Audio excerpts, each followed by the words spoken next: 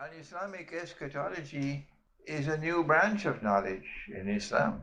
This subject was formerly taught as a part of Hadith, and we never studied the subject from the Quran and then link the Hadith to the Quran. Remember, Dajjal comes with a mountain of bread, and people will follow him for his bread. Why do you think there's such a huge population of Pakistanis in Britain? Why are there so many Pakistanis in the United States and Canada and Australia? So many Bangladeshis in the Gulf, in Britain and in the United States. What do you think they're doing there? The overwhelming majority are there for the bread. Dajjal comes with a mountain of bread, and people will follow him for his bread, said the Prophet alayhi salatu wasalam. In other words, what Dajjal does is that he concentrates wealth among some people and make them the leaders of mankind. And he gets the rest of mankind to come and work for them and be enslaved by them. And this brings us to the story in Surah Al-Kahf of the rich man and the poor man. The Quran describes the rich man with two gardens, and these gardens have a river flowing between them, so there is natural irrigation. The gardens are fertile, and there is an abundance of crops. And this rich man who owned these gardens, he is arguing with the poor man.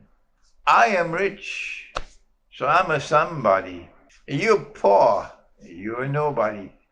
When I pull up with my car, you see how many people come to open the door of the car for me?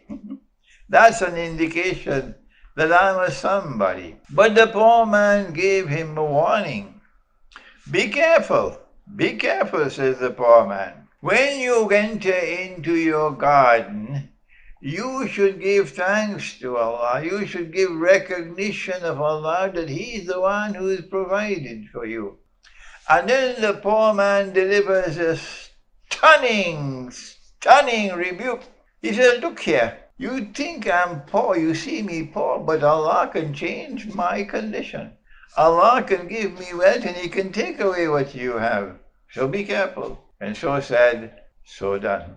And this passage of Surah Al-Kahf is the mother of all warnings to modern Western civilization, which has accumulated the wealth of the world by hook and by crook, and which has no recognition of Allah. And Western civilization looks down upon the rest of mankind as natives, scornfully for their poverty. But who made them poor? And listen to what the poor man said, the warning that he gave. And this is the warning which today must be given to the modern West, which is filthy rich. Allah can take away your wealth, and Allah can give me wealth. And so said, so done. If your business is more important to you than Allah, if your job is more important to you than Allah, if your freedom to travel and that your name should not be on a new fly list, that's more important to you than Allah. If your house is more important to you than Allah, your cattle and your goats and your sheep are more important to you than Allah, wait and see what Allah can do with you. This is Dajjal's master plan, that he gets the rich to worship their wealth, and he gets the poor to worship the rich.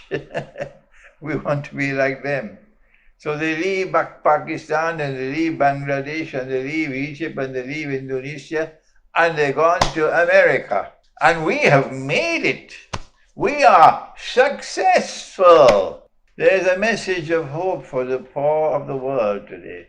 The masses who are living in poverty in Venezuela, most of all. That Allah can turn the tide against them. And Allah can make you wealthy. And Allah can take away their wealth. And may Allah give us this faith and the strength and the courage and the patience to bear the trials of Akhir Zaman. Thank you Wassalamu alaikum wa rahmatullahi wa barakatuh.